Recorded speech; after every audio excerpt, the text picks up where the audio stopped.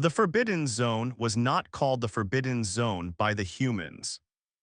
The humans called it the Reach Beyond, which is the kind of name that tells you something important about the people who gave it.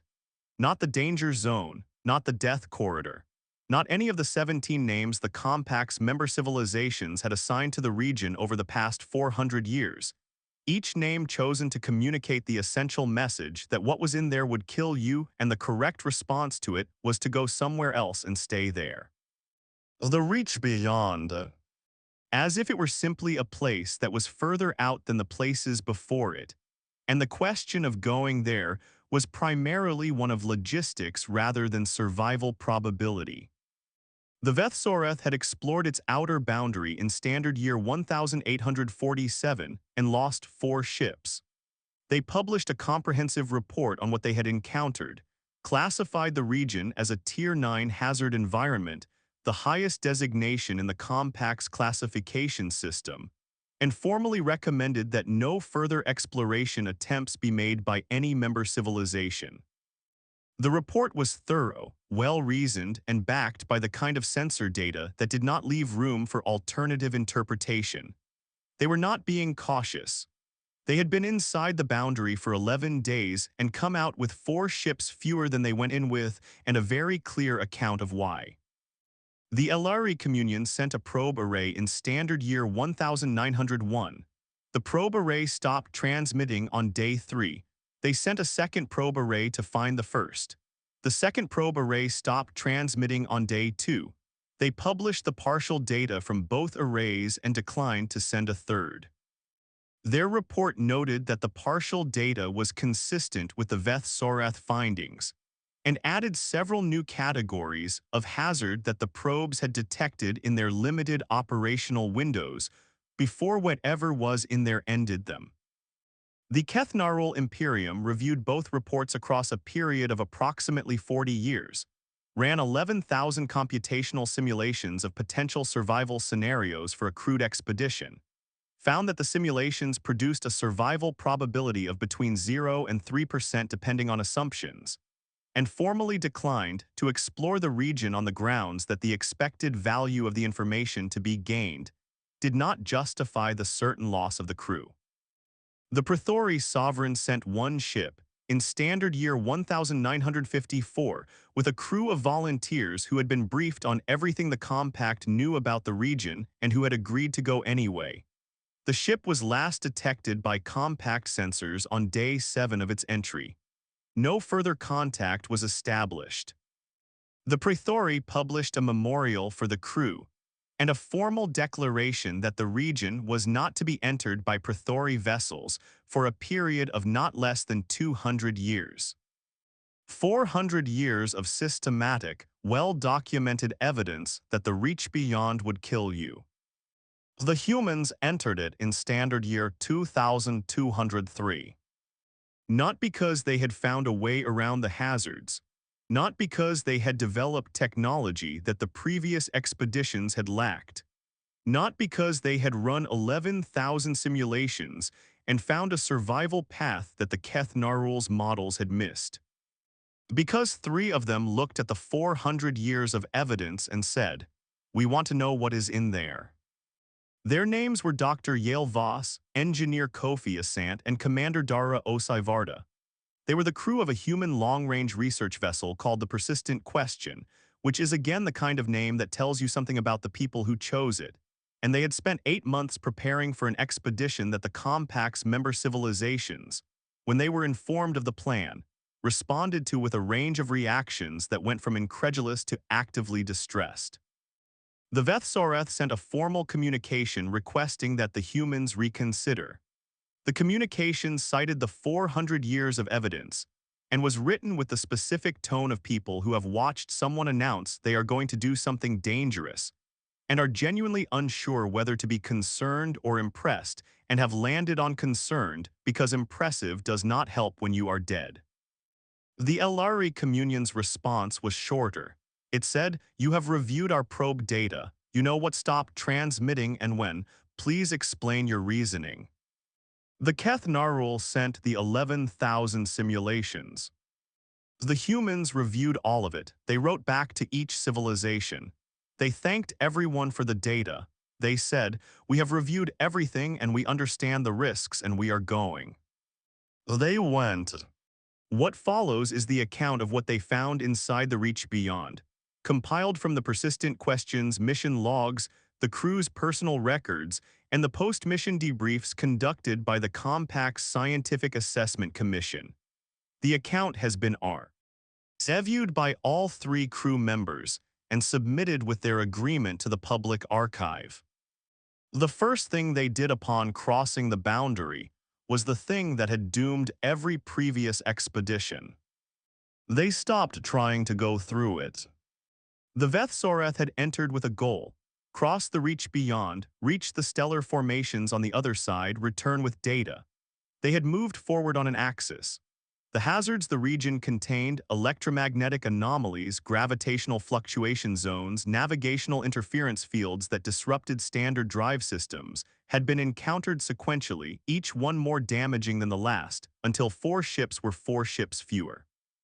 The LRE probes had been sent in on a direct route with a recovery mission built around the assumption that the probes would reach a certain point and transmit back. They had encountered the hazards at the same points for the same reasons. The Praetori ship had done the same thing more bravely and with the same result. The pattern was consistent. Enter the boundary, move forward, encounter the hazards in sequence, reach a point beyond which survival probability became 0, stop surviving. Commander Osai Varda, in the first hour after boundary crossing, did not move forward. She stopped the persistent question at the boundary and she said, "We are not going through this in a straight line. We are going to go around." Engineer Asant said, "Around what?"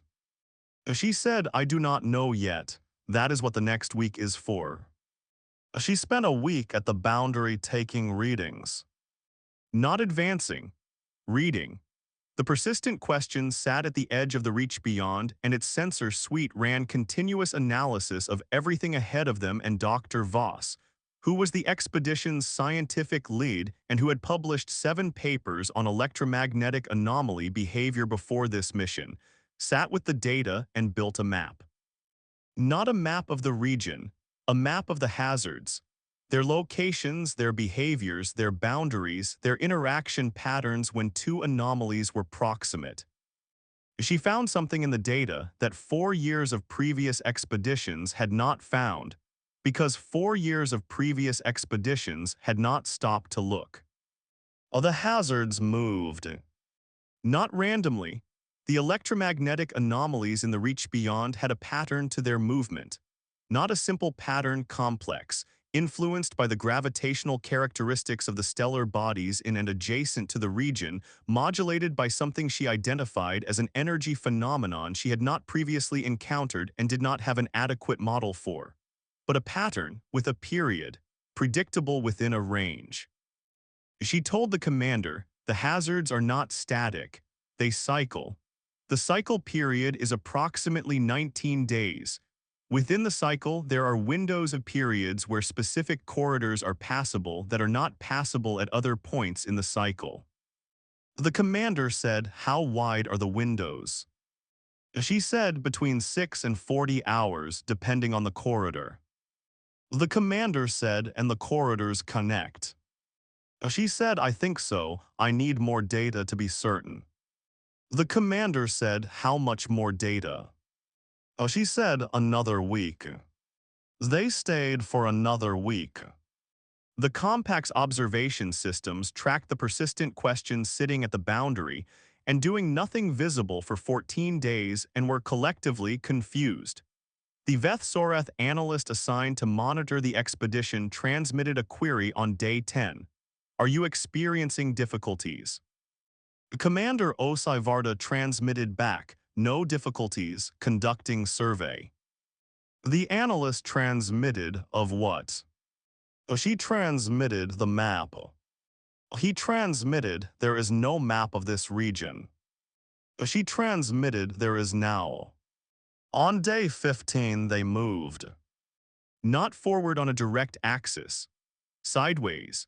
The persistent question moved along the boundary in a lateral direction for 6 hours before turning inward, and the movement corresponded to nothing in any previous expedition's approach, and the Veth-Soreth analyst watching the sensors could not immediately explain why they had gone in at that angle rather than any other. Dr. Voss knew why. She had identified a corridor, a channel between two major anomaly fields that was currently open based on the cycle timing she had modeled. The corridor was not obvious. It was not the natural approach to the region's interior. It was a gap between things that would close in approximately 30 hours, and the persistent question was currently moving through the gap. On the other side of the first corridor was a holding position, a region of relative calm between anomaly fields where the electromagnetic interference was lower and the navigational systems worked reliably. They reached it in 11 hours and stopped again. Engineer Asant said, "We are stopping again." Commander Osai Varda said, "We are waiting for the next window." He said, "How long?" She said, "Between 9 and 16 hours. We will know when Dr. Voss has current readings from this POSI." Totion. He said, "We are doing the whole region like this." Oh, she said, "Yes." He said, "How many corridors?" Dr. Voss said, "I currently have evidence of 11. I suspect there are more I have not modeled yet.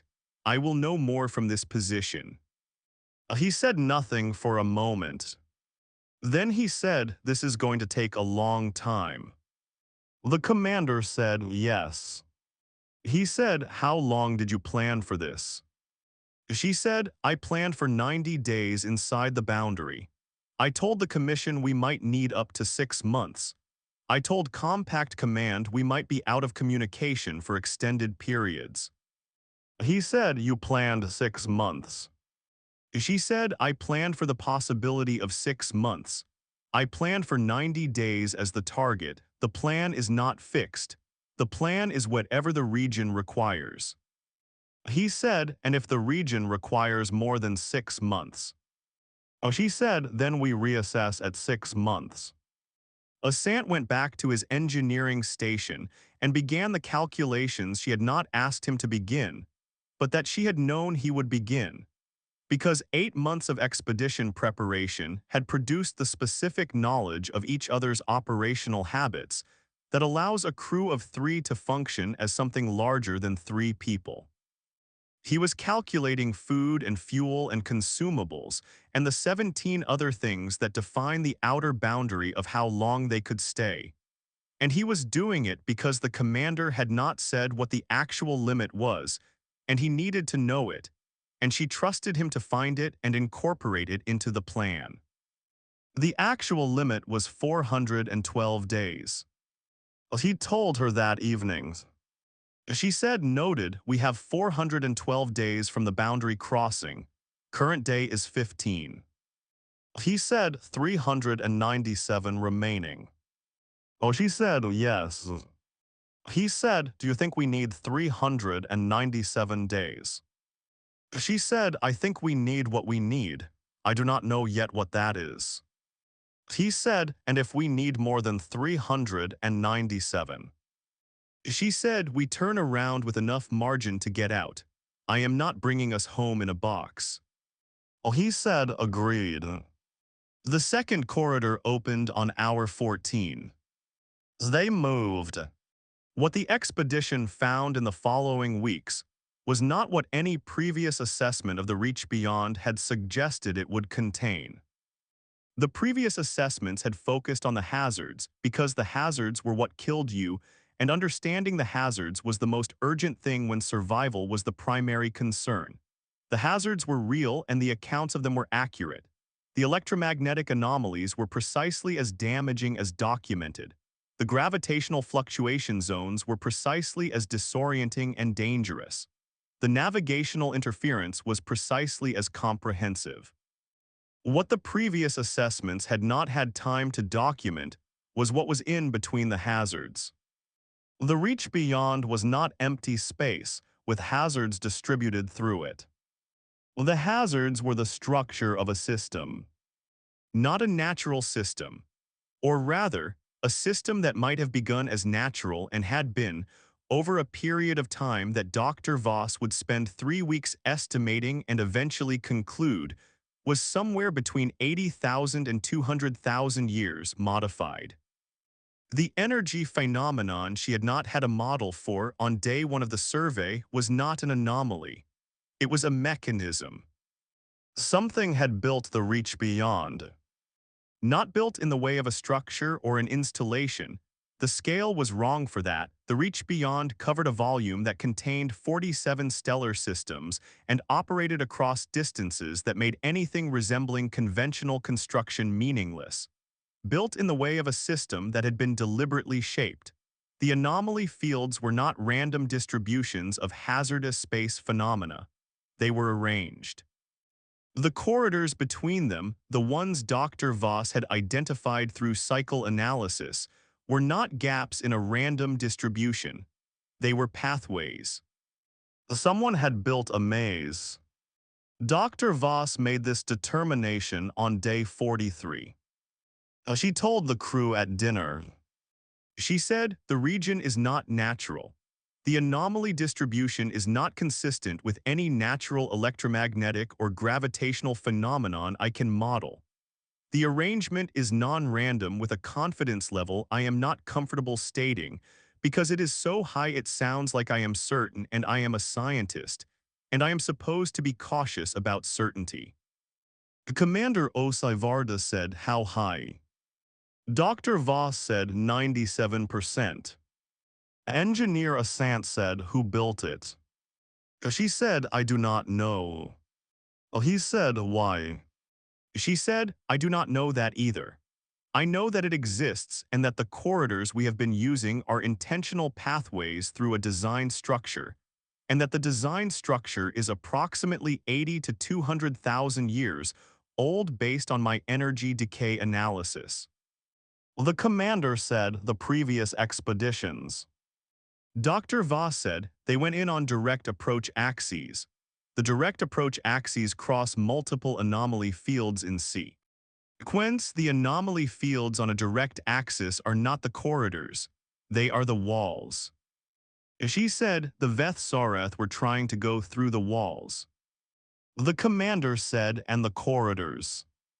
She said the corridors require the cycle analysis to find. You have to stop at the boundary and watch for 2 weeks to identify the cycle. You have to wait for the windows.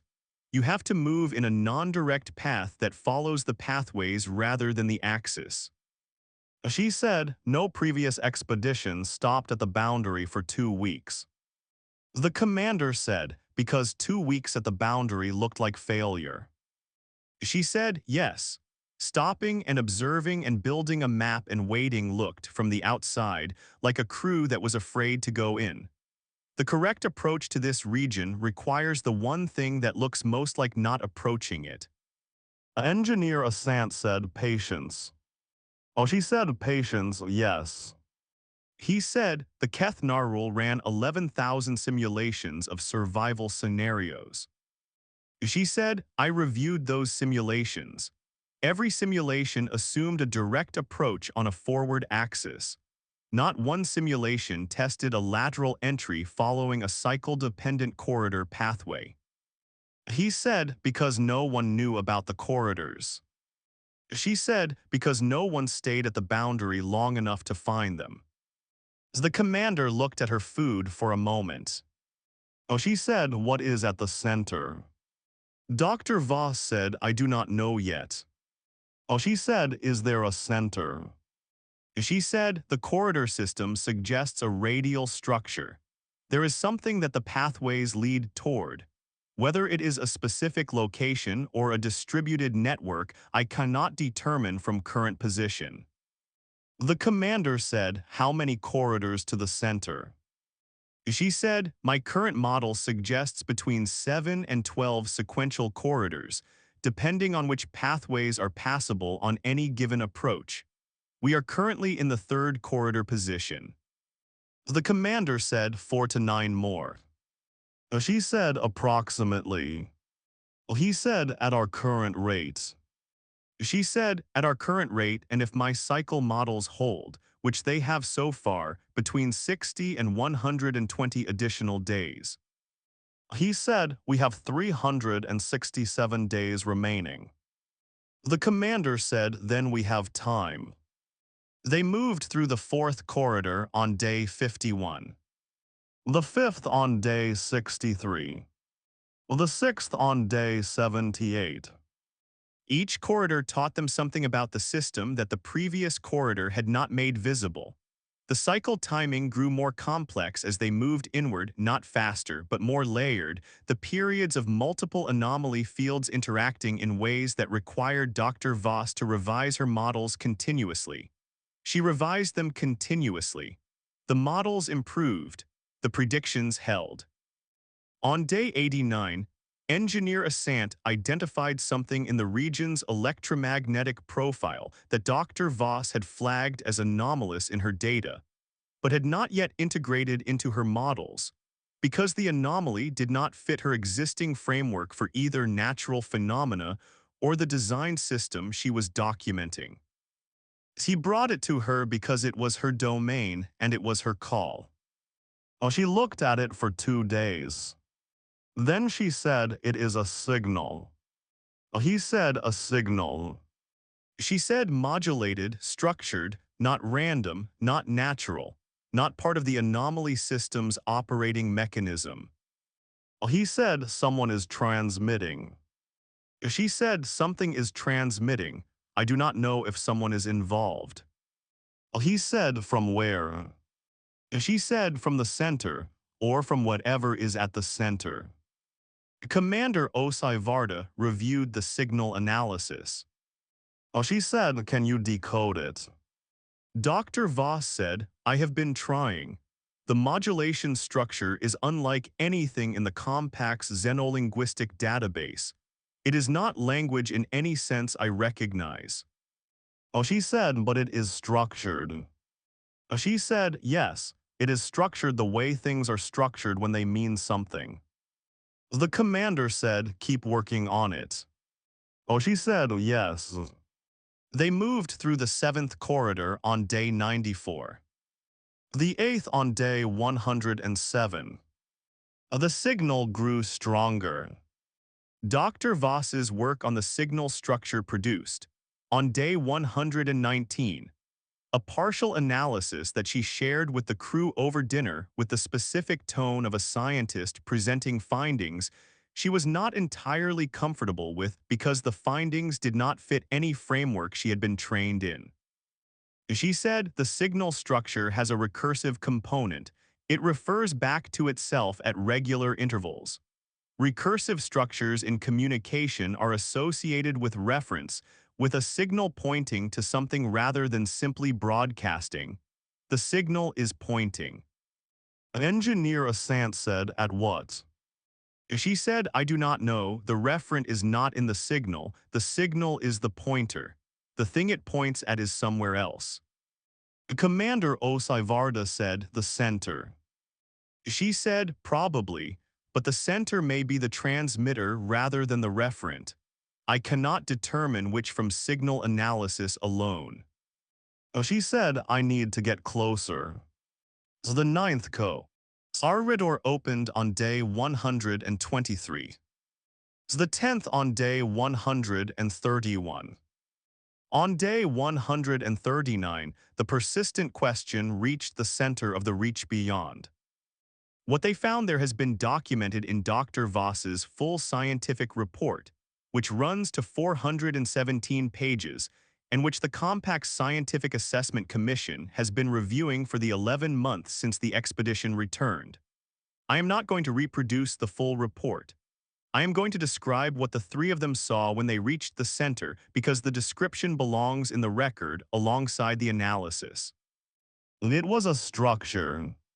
Not a structure the way a building is a structure, or even the way a station is a structure. A structure in the sense of an arrangement of physical elements in a non-random configuration across a volume of space, approximately the diameter of a small moon. made of something that Dr. Voss's sensor suite identified as neither naturally occurring nor consistent with any manufactured material in the Compact's materials database. It was old. The 80,000 to 200,000 year estimate from the energy decay analysis was consistent with what they were seeing. It was intact. Not operational as far as Dr. Voss could determine. Not generating the signal they had been following. The signal was coming from something within the structure that was operational, something much smaller. Something that she had been looking for since they arrived at the structure and found 47 minutes later, embedded in the structure's outer face at a depth of approximately 3 meters. A beacon. 80,000 years old at minimum. Still transmitting. Transmitting the signal she had been analyzing for 20 days, which was now, with the full resolution of close-range sensor access, revealing its structure with a clarity that had not been available at distance. She sat with the data for 11 hours. At the end of the 11 hours, she said, "I understand the structure." The commander said, and she said, "It is a welcome message." Nobody said anything for a moment. She said, "I want to be careful about this characterization because it carries assumptions I cannot fully justify. But the signal structure, the recursive reference, the modulation pattern, the embedded informational architecture, it is consistent with what we would call an orientation signal. Something designed to tell whoever receives it that this place exists and they have found it and they should enter." Engineer Asant said, "Enter what?" She said, "The structure. There is an entry, the beacon is placed at the entry. The signal is a beacon signal, it is telling whoever follows it to come in." The commander said, "It has been transmitting for 80,000 years." She said, "Minimum, yes." He said, "No one has followed it in 80,000 years." She said, "No one who followed it reached the beacon before. The previous expeditions did not get this far. The beacon was not detectable at boundary distance. It only became detectable once we were in the 8th corridor." She said, "Whoever placed it designed the approach so that only someone who had solved the maze would reach the point where the beacon was detectable." The commander was quiet. Engineer Asant said, "It is a filter." Dr. Voss said, "Yes, that is the word I was not quite saying. The maze is a filter. It is designed to let through the things that have the patience and the method to solve it. Everything else, everything that tries to go through directly, everything that approaches on a forward axis without stopping to understand the structure first, it stops. Not maliciously, by design. The hazards are not traps, they are the test." The commander said, "And the prize for passing the test." She pointed at the structure behind her. She said, "Whatever is in there." They entered the structure. I am not going to describe in detail what they found inside, because the full description is in the report, and the report is better than anything I could write here. And because some things should be experienced in the precision of scientific language and not in the approximation of narrative. What I will say is this. Inside the structure were records.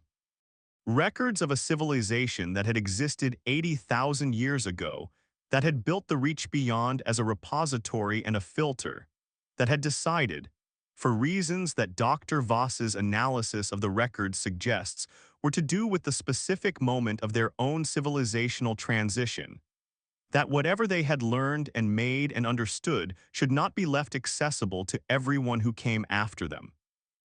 Only to the ones who were willing to stop and watch and build a map and wait for the windows and follow the corridors one by one over months, with patience and method, and the willingness to look foolish sitting at a boundary for 2 weeks when everyone watching expected them to go forward.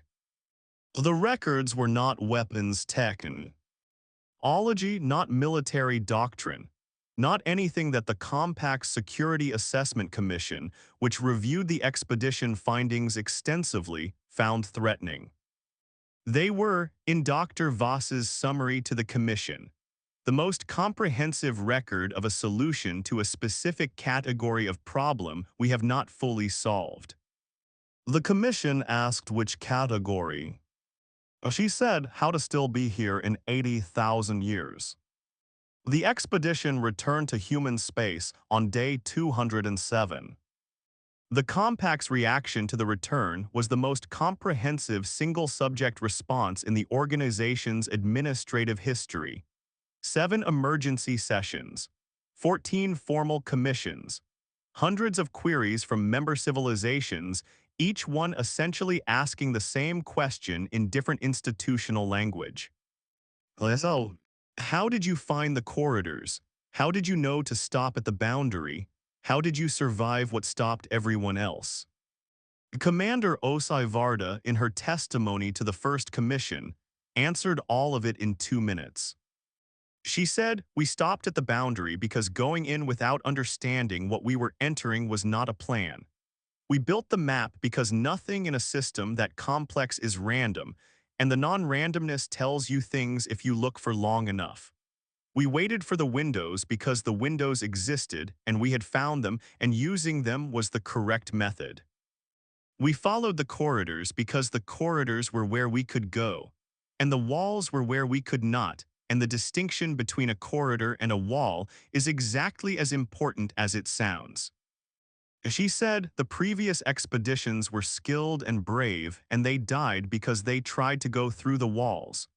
We did not try to go through the walls. The commission chair said, "Why not?"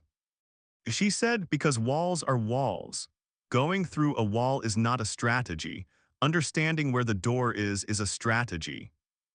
He said, "How did you know there was a door?" She said, "We did not know. We assumed. The assumption was based on the fact that the region existed and something was in it, and things that exist and contain something are usually accessible by some method, and the method is usually the one that requires the most careful attention to find." He said, "You assumed a door existed." She said, "We assumed a door existed, and then we looked for 2 weeks until we found it." He said, "And if there had been no doors?" She said, "Then we would have known there was no door, and we would have come home with the information that the region was not accessible by any method we could identify, which would have been genuine progress over the information that the region was not accessible by direct approach, which is what everyone already knew." She said, "We had nothing to lose by looking carefully except time." He said, "The previous expeditions did not look carefully." She said, "The previous expeditions had different orientations. They were trying to cross the region. We were trying to understand it. Those are different goals, and they produce different approaches, and the approach we took was the one that worked." He said, "You were dumb enough to go in." She said, "We were curious enough to go in. Dumb suggests we did not know the risks. We knew every risk that had ever been documented. We went anyway because we assessed that the risks were addressable by a method no one had tried." He said, "And if you had been wrong?" She said, "Then we would have been wrong, and the record would show that we had tried and failed, and the approach we had tried had not worked. And the next people to try would have that information, and something in the record would be different." He said, "You accepted the possibility of being the next failure in the record." She said, "We accepted the possibility of failure. Yes, failure is always possible. The question is whether the attempt is worth the possibility. We assessed that it was." She said, "We were right." He said, "You were right." She said, "Yes." The records from inside the structure are still being analyzed. Dr. Voss's team has grown from 3 people to 411 across 14 institutions in 9 civilizations. The commission reviewing the findings has been in continuous session for 11 months. The analysis is expected to continue for decades. What is already clear from the partial analysis completed so far is this. The civilization that built the Reach Beyond was not trying to hide what it knew. It was trying to give it to someone specific. Someone who would approach an unknown thing not with the goal of getting through it as fast as possible, but with the goal of understanding it as completely as possible. Someone who would sit at the boundary and watch and wait and build a map. Someone who would look for the door instead of trying to break through the wall. Someone with patience. Someone with method. Someone curious enough and careful enough and stubborn enough to stay at the edge of a thing that had killed everyone before them and s. Spent 2 weeks looking before they moved. The filter had worked. 80,000 years later, it had worked. The Compact's 12-member civilizations had looked at the reach beyond and assessed it accurately as something dangerous, and had made the rational decision not to go in. 3 humans had looked at it and asked, "But what is in there?" And then they had gone to find out. Not recklessly. The word reckless implies an absence of assessment, an indifference to consequence. They had assessed everything accessible and they had gone anyway, because assessment had produced the conclusion that the risks were addressable by a method that had not been tried, and the untried method was worth trying, and the thing inside was worth finding. Dumb enough to go in. Smart enough to understand what going in actually required. Stubborn enough to sit at the boundary for 2 weeks when everyone watching expected them to move. Patient enough to follow 10 corridors one at a time over 4 months. Curious enough to believe that something built this, and something built it for a reason, and the reason was that someone was supposed to find it. That someone turned out to be them. It was always going to be someone like them. The maze was a filter. And the thing it filtered for patience, method, curiosity, the willingness to look stupid at the boundary so that you could be correct in the interior. Those are not exotic qualities. They are simply human ones. The reach beyond had been waiting 80,000 years. It knew what it was waiting for. It just did not know what species would show up.